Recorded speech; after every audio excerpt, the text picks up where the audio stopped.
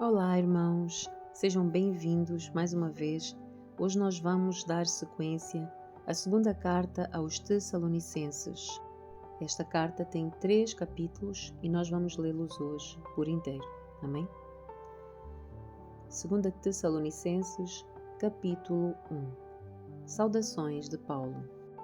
Nós, Paulo, Silas e Timóteo, escrevemos esta carta à igreja em Tessalônica, a vocês que estão em Deus, nosso Pai, e no Senhor Jesus Cristo. Que Deus, nosso Pai, e o Senhor Jesus Cristo lhes deem graça e paz. Ânimo durante a perseguição. Irmãos, não podemos deixar de dar graças a Deus por vocês, pois a sua fé tem se desenvolvido cada vez mais e o seu amor uns pelos outros tem crescido. Por isso, nos orgulhamos de falar às outras igrejas de Deus sobre a sua perseverança e fidelidade em todas as perseguições e aflições que vocês têm sofrido. Deus usará essa perseguição para mostrar que o seu julgamento é justo e para torná-los dignos do seu reino, pelo qual estão a sofrer. Em sua justiça, Deus pagará com aflição aqueles que afligem vocês. Deus concederá descanso a vocês que são afligidos e também a nós, na revelação do Senhor Jesus, quando Ele vier do céu. Virá com os seus anjos poderosos em chamas de fogo, trazendo juízo sobre os que não conhecem a Deus e sobre os que se recusam a obedecer às boas novas do nosso Senhor Jesus. Eles serão punidos com destruição eterna, separados para sempre da presença do Senhor e do seu glorioso poder. No dia em que Ele vier, receberá glória do seu povo santo e louvores de todos os que creem. E isso inclui vocês, pois vocês creram naquilo que dissemos a respeito dele. Assim, continuamos a orar por vocês, pedindo ao nosso Deus que os capacite a ter uma vida digna do seu chamado e lhes dê poder para realizar as coisas boas que a fé os motivou a fazer. Então, o nome do Senhor Jesus será honrado em vocês, e vocês serão honrados com Ele. Tudo é possível pela graça do nosso Deus e Senhor Jesus Cristo. Capítulo 2. Acontecimentos que precederão a segunda vinda. Agora, irmãos, vamos esclarecer algumas coisas a respeito da vinda do nosso Senhor Jesus Cristo e do nosso encontro com Ele. Não se deixem abalar nem assustar tão facilmente por aqueles que dizem que o dia do Senhor já começou.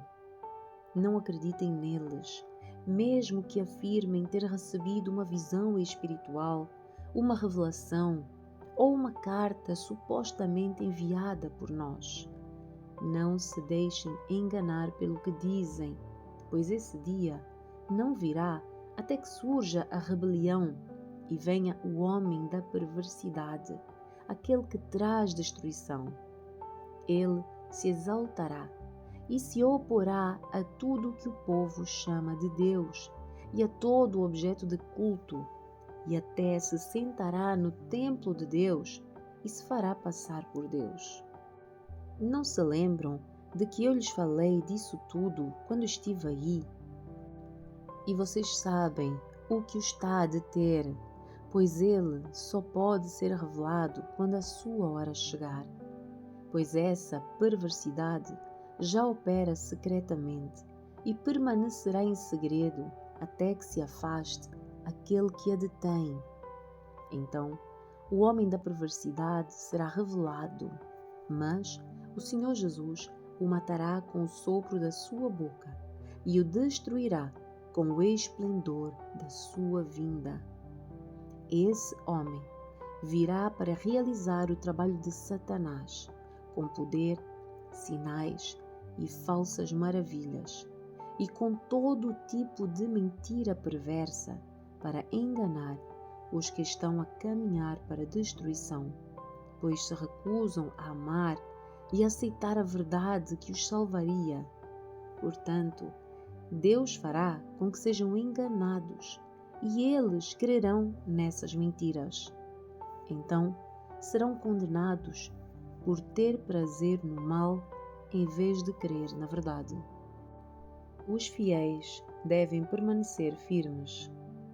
Quanto a nós, não podemos deixar de dar graças a Deus por vocês, irmãos amados pelo Senhor. Somos sempre gratos porque Deus os escolheu para estarem entre os primeiros a receber a salvação por meio do Espírito que os torna santos e pela fé na verdade. Ele os chamou para a salvação quando lhes anunciamos as boas novas. Agora vocês podem participar da glória do nosso Senhor Jesus Cristo. Portanto, irmãos, tendo em mente todas essas coisas, permaneçam firmes e apeguem-se às tradições que lhes transmitimos, seja pessoalmente, seja por carta. Que o próprio Jesus Cristo, o nosso Senhor e Deus nosso Pai, que nos amou e pela graça nos deu eterno conforto e maravilhosa esperança, os animem e os fortaleçam em tudo de bom que vocês fizerem e disserem. Capítulo 3. Pedido de oração.